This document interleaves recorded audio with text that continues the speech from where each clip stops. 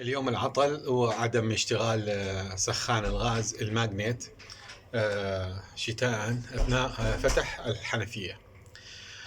السبب كالآتي: الماء يحتاج إلى قوة وحتى يشتغل السخان.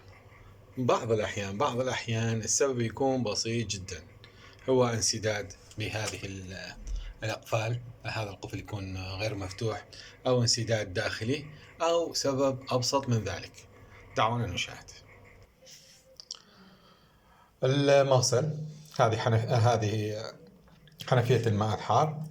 عندما نفتح يكون الماء مفتوح على الكل، والماء يكون قليل جدا، فهذا ما يسبب أنه يفتح السخان، ما يشتغل السخان. ما يشتغل السخان. شوفوا، ما يشتغل السخان. شنو السبب أنه الماء يكون ضعيف؟ بعض الأسباب يكون أنه انسداد، هناك فلتر انسداد. شلون نفتح هذا الفلتر؟ هذا الفلتر فلايس، نفتح هذا الفلتر، نفتح فلايس هذا الفلتر. زين، هسه راح نفتح. زين، هذا الفلتر هسه فتحنا هذا الفلتر.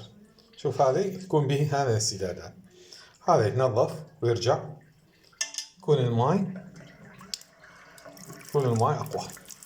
شوف حاليا الماء صار أقوى، أو بعض ما حتى نلغيه حتى يكون الماء أقوى.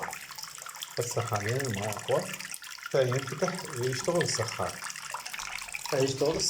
بس السخان يشتغل. ليش؟ لأنه الماء صار أقوى. هذا أبسط عطل بعد السخان. بس الماء حار. وشكرا لكم متابعينا.